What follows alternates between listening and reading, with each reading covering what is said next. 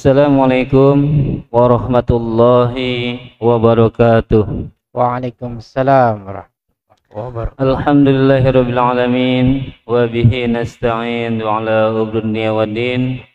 Wassalatu wassalamu ala asrofil anbiya'i wal mursalin wa ala alihi wa sahbihi ajmain, amma ba'du.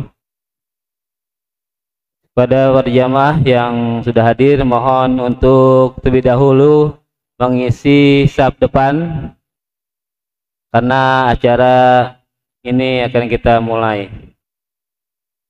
Alhamdulillah, pada kesempatan hari ini kita dapat berkumpul dalam acara Tanya Ustadz Aja, yang acara ini alhamdulillah diselenggarakan oleh Masjid Raya Pondok Indah dan bertepatan pada bulan suci Ramadan 1444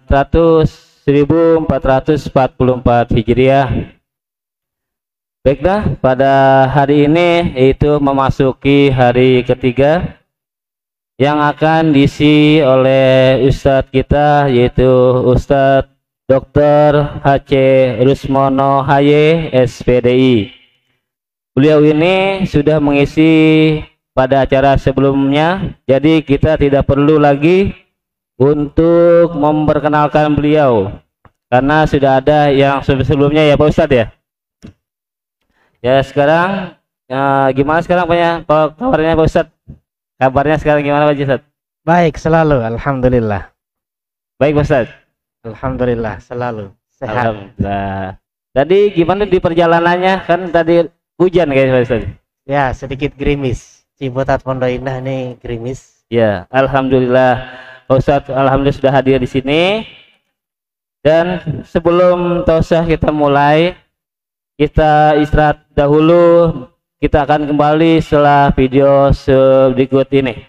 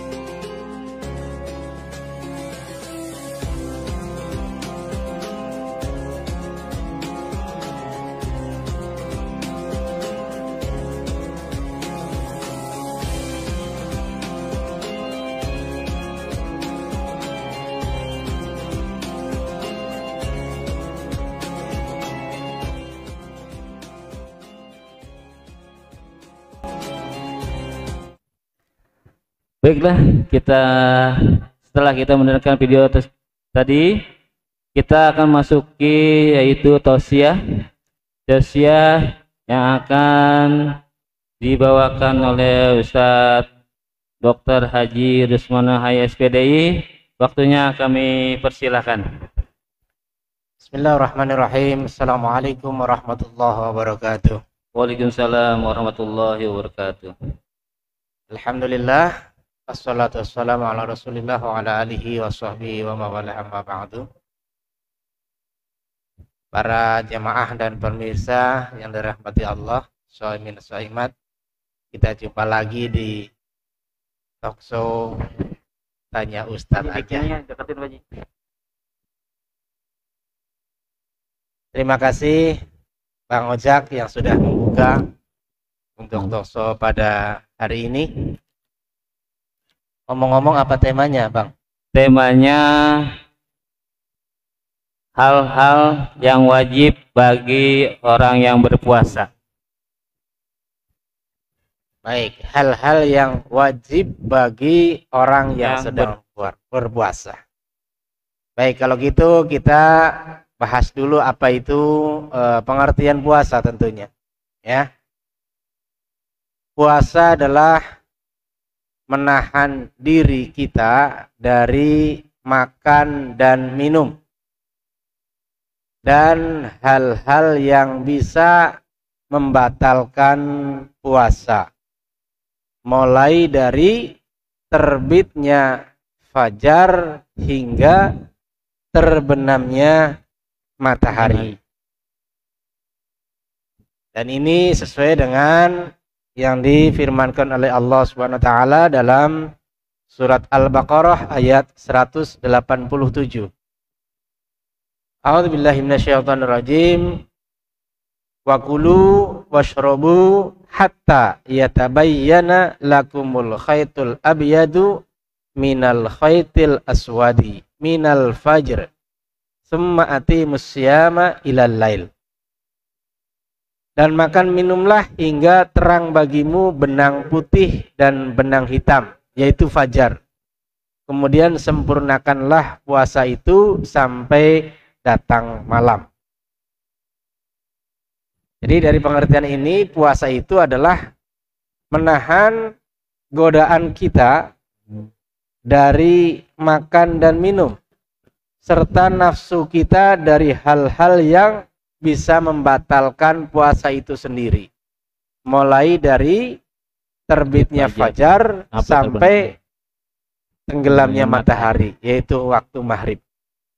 Nah, dari pengertian ini maka tentu bagi orang yang sedang berpuasa, kewajiban utamanya adalah menahan dari hal-hal yang membatalkan puasa itu. Maka di sini yang ingin kami jelaskan adalah berkaitan dengan hal-hal yang bisa membatalkan puasa itu sendiri. Ya, yang pertama tadi disebutkan adalah makan dan minum. Yaitu makan dan minum yang dilakukan secara sengaja. Atau memasukkan sesuatu ke dalam mulut kita. Walaupun bukan bentuknya makan dan minum. Ya, sesuatu yang tidak bermanfaat, katakan dimasukin, pulpen dimasukin. Ya, itu. Nah, itu membatalkan puasa. Kan gitu kan. Makanan apalagi gitu. Jadi segala sesuatu yang membatalkan puasa berkaitan dengan makan dan minum dan dimasukin melalui mulut ini, ya hendaknya dijaga. Dan itu wajib nomor satu itu. Karena orang berpuasa adalah menahan daripada makan dan minum. Jadi yang pertama itu Bang Ojak, orang berpuasa harus menjaga dari hal yang membatalkan puasa. Apa yang membatalkan puasa berikutnya? Muntah dengan sengaja. Ya. Kalau tadi kan memasukkan, sekarang mengeluarkan. Nah, itu juga termasuk hal yang harus dijaga, wajib dijaga bagi orang yang sedang berpuasa. Dengan sengaja memuntahkan makanan yang ada di dalam perut kita, ini akan membatalkan puasa. Ya. Tapi kalau muntahnya nggak sengaja gimana? Ya mungkin nggak batal, Ustaz. Ya berarti nggak batal. Ya nggak sengaja kok tiba-tiba muntah, mungkin pusing, lejengan kan gitu kan, tiba-tiba muntah. Naik angkot kali. Ya naik angkot seumpama gitu, pulang kampung nih pas mau lebaran gitu kan, jalannya liak-liuk gitu kan, tiba-tiba muntah kayak gitu. Nah, itu tidak masuk kategori yang membatalkan puasa karena bukan disengaja. Jadi, nah ini yang kedua tentang hal yang harus dijaga. Jadi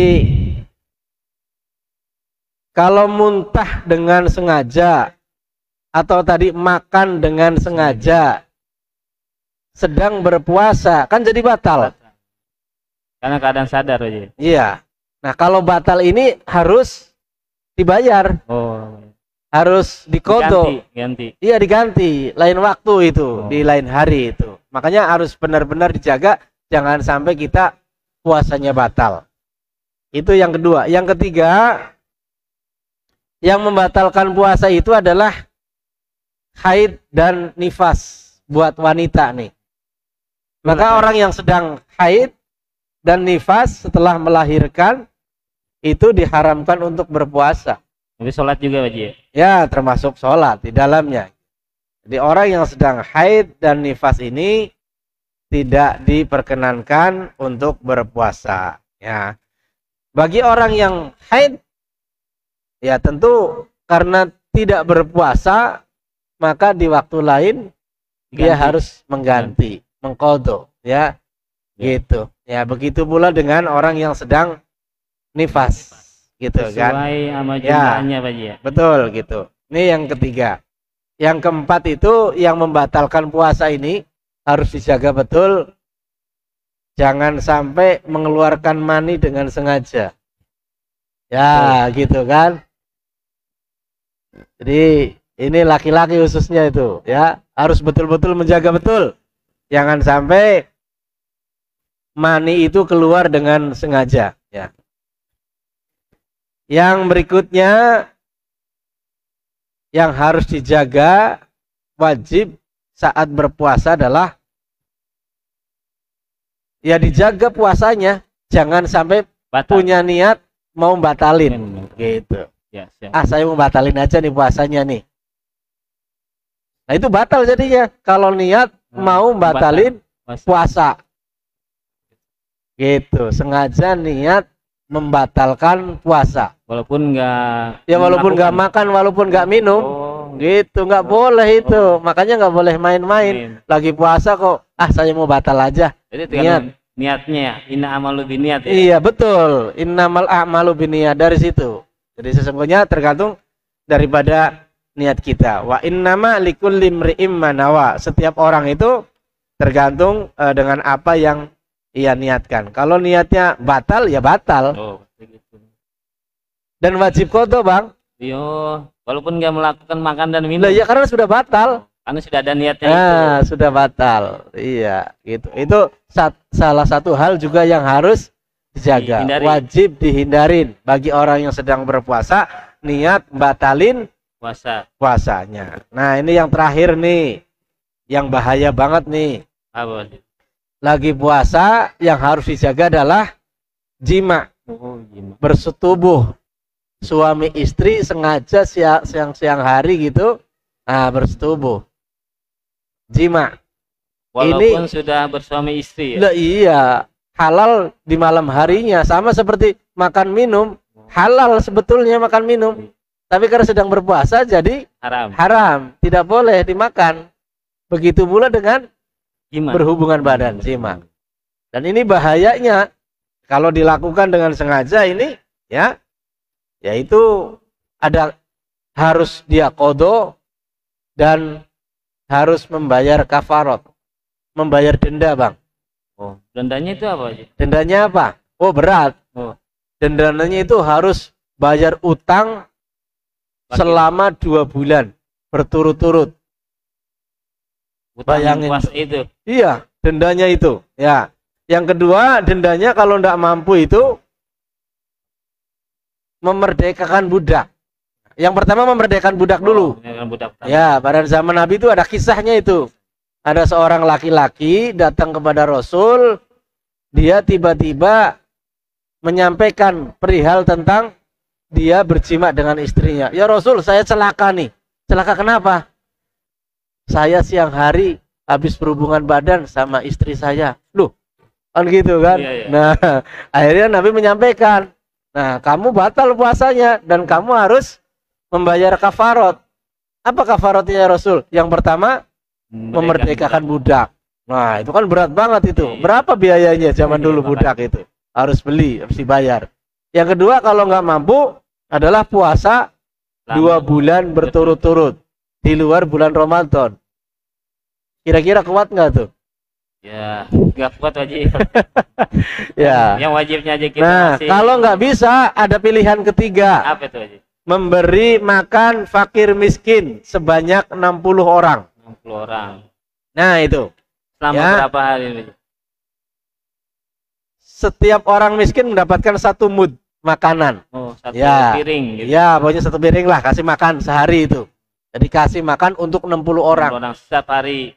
Enggak, 1 hari saja. 1 hari saja. Ya, gitu kan. Nah, ini kisah ini sangat menarik ketika yang melakukan perbuatan ini tiba-tiba dia bilang, pertama ndak bisa memerdekakan budak. Yang kedua, puasa belum tentu mampu. Nah, 1 hari di luar Ramadan aja nggak mampu, apalagi 2 bulan berturut-turut. Ya akhirnya suruh bersedekah. Ya, ternyata sedekahnya tadi kan diberikan kepada orang Miskin. miskin. Kata dia itu, di kampung saya yang paling miskin saya, katanya. Iya. Jadi repot. Gitu kan. Jadi nggak ada yang harus diberikan. Bingung. Ya sudah, kamu berikan kepada keluarga kamu. Nah, ternyata apa yang diberikan pun dia tidak mampu. Tiba-tiba tiba-tiba ada orang yang ngasih hadiah makanan.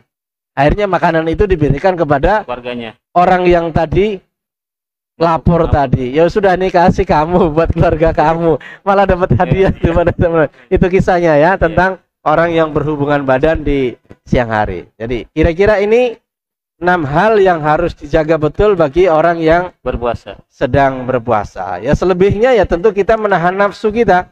Iya. Ya, nafsu kita supaya kita tahan. Ya, jangan sampai emosi, harus sabar, ya nggak boleh sombong. Nah, ini termasuk hal-hal yang harus dijaga ketika kita juga sedang berpuasa. Ya, tidak boleh Bisa juga bermaksiat kita tentunya. melakukan hal-hal yang baik kali ya. Ya, walaupun bisa jadi hal-hal seperti tadi itu tidak membatalkan puasa, Iya. tapi bisa jadi menghilangkan Pahala puasanya. nilai pahala puasa kita. Iya. Gitu. Jadi gitu kira-kira Bang Ojak. Intinya wajib kita lakukan adalah menjaga hal-hal yang membatalkan puasa tadi. Juga mengurangi pahala dari puasa itu sendiri. Dan yang mengurangi pahala puasanya itu. Udah. Baik, itu. Itu saja. Ya. Ya, terima kasih dari Tausiah dari Ustadz Haji Rismono HSPDI. Nah, mungkin sekarang adalah sesi tanya jawab. Ya, tanya jawab. Pertanyaannya sudah ada, yang dari jamaah sudah masuk pertanyaannya. Pertanyaan yang pertama itu, apa hukum bagi yang berpuasa merokok di siang hari? Itu hukumnya gimana Pak Ustadz? Batal atau enggak ya Ustadz? Ya, karena kan yang batal dalam puasa itu makan dan minum. Kalau rokok saya kurang tahu paham. Mungkin Pak Ustadz bisa menjelaskan dari pertanyaan itu. Apa langsung tanya kedua? Apa satu-satu Pak Ustadz? Ya. Langsung dijawab dulu yang pertama. Jawab ya. Ya. Silakan Pak Ustadz. Orang sedang berpuasa merokok. Merokok di siang hari. Merokok di siang hari. Iya. Waduh, ini ada-ada aja sih, Bang. Ya, ini dari jamaah menanyakan Pak Haji. Oh gitu. Iya. Ya. Ya, merokok itu termasuk memasukkan sesuatu Dalam mulut. ke dalam mulut kita dan itu dirasakan. Maka ini masuk kategori yang membatalkan puasa. Berarti sesuatu Ya. yang masukkan itu membatalkan. Iya, batal itu puasanya rokok itu. Nah ya, jadi rokok itu termasuk membatalkan puasa. Termasuk yang sekarang yang model rokok baru apa itu namanya? Vape. Vape. Lah iya itu. Pakai vape pun ya batal. Ya gitu. Karena ada rasa kali. Lah pokoknya memasukkan sesuatu Oh, termasuk itu. Ya walaupun asap, dan asap itu asap rokok gitu loh. Nah, beda ketika ibu-ibu masak nyium asap ya masakan. lah itu nggak batal. Beda itu ya. Beda itu. Ya gitu. Gitu. Tapi kalau rokok itu menyengaja masuk itu. Dan itu ada rasa kan gitu kan. Termasuk pembatal puasa. Maka harus dijaga betul. Hukum rokok ketika berpuasa. Jadi hukum bagi yang berpuasa merokok siang hari berarti hukumnya batal. Batal. Dan harus dikodo Harus nanti. dikodo nanti. Ya, kodo. Yaitu masuk ke pertanyaan kedua, yaitu bagaimana kalau kita berpuasa tetapi sahur kita telat atau tidak sahur? Itu hukumnya gimana itu Ustaz? Oh Iya. Sahur ketika mau berpuasa. Iya. Tapi terlewatkan karena bangunnya kesiangan. Iya. Waduh, nggak sahur nih gimana? Iya, Iya kan gitu. Ya. Sahur ini merupakan kesunahan. Nah, Ya. Sahur itu merupakan persiapan kita untuk berpuasa dalam satu hari. Iya. Dan itu sunnah. Artinya ketika tidak ada waktu lagi sahur karena kebablasan Ya. bangun tidurnya, tetap harus berpuasa.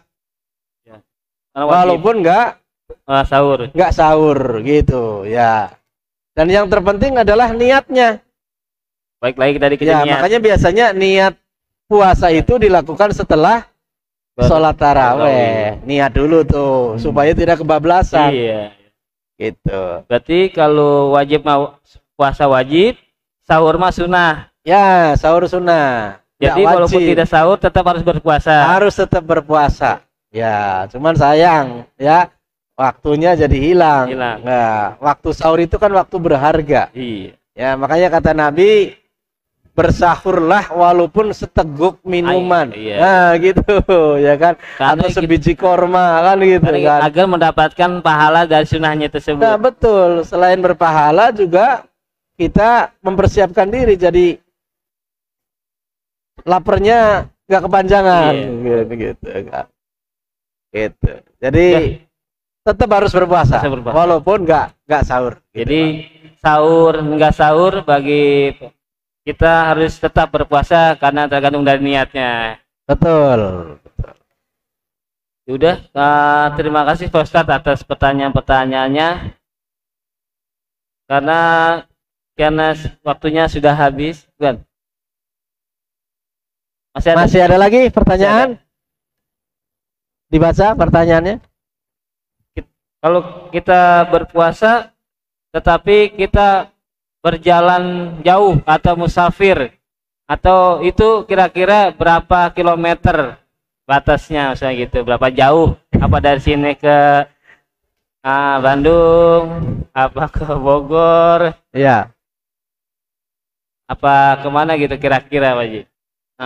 Mungkin musafir ini kan kita banyak, dulu kan musafir itu berjalan kaki atau menggunakan onta atau kuda. Kalau sekarang kan masih udah pakai mobil atau gimana, itu sampai mana gitu. Nanti untuk itu ini pertanyaan dari jamaah kita yang berada di rumah maupun ada di Masjid Pondok Indah. Silakan Pak Ji. Ya. Baik. Musafir. Ya, ketika berpuasa tapi Musafir. musafir. Ya. Bagi musafir itu ada rukhsah, ya. Rukhsah membatalkan puasa dalam perjalanan kalau nggak kuat. Berapa panjang perjalanannya? Musafir itu dihitungnya 85 km. Perjalanan 85 km dianggap sebagai musafir yang diberikan keringanan untuk membatalkan puasa. Berangkatnya mah tetap puasa, Bang. Puasa. Jangan sebelum berangkat sudah Nggak puasa.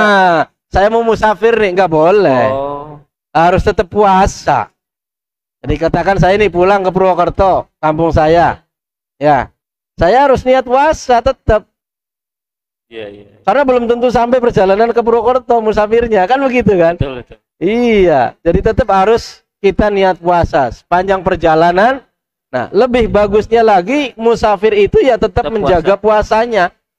Lebih afdol. Kalau dia mampu, silahkan berpuasa sampai berbuka selesai. Itu akan lebih baik dibanding ketika dia membatalkan Puasa. puasa. Kalaupun tidak kuat karena kepayahan dan yang lain-lain, Dibolehkan. diberikan kemudahan.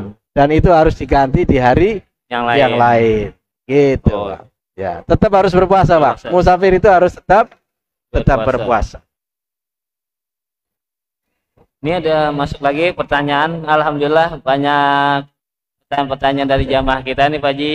Ya. Dari rumah maupun dari jamaah yang berada di Masjid Raya Pondok Indah yang hadir di sini.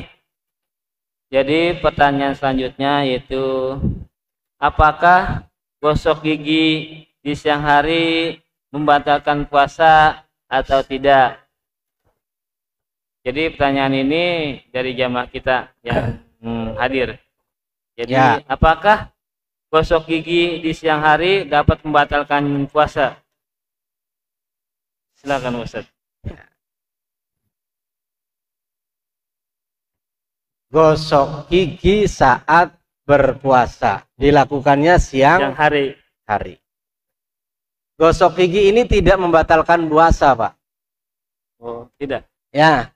Namun alangkah baiknya gosok giginya itu habis sahur. Oh.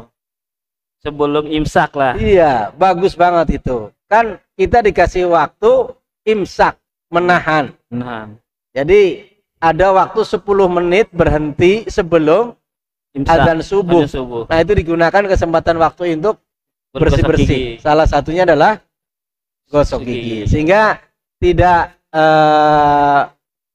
apa namanya?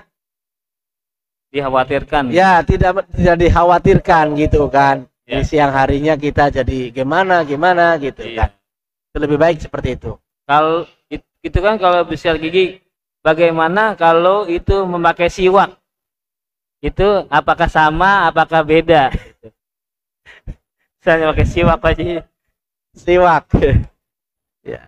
Siwak itu yang dari Arab ya, Bang? Iya. Siwak aja. Siwak. Itu kan hanya ya sebenarnya nggak masalah mungkin tuh Haji. Gosok-gosok gigi kan ada enzim atau yang luarnya takut ketelan gitu kan. Ya. Kalau siwak kan Nabi aja kan kalau mau sholat pakai siwak kan nggak ada masalah mungkin. Ya, intinya tadi sebetulnya tidak membatalkan puasa, tinggal dijaga saja gitu kan. Iya. Jangan sampai nanti siwaknya ketelan. Oh, gitu kan. Itu yang Gitu. bikin batal Haji. Nah, yang bikin batal kan kalau ketelan tuh siwaknya kan gitu. Ya mungkin terakhir nih sesi tanya jawab terakhir. Apa sih yang dibolehkan kita berbuka?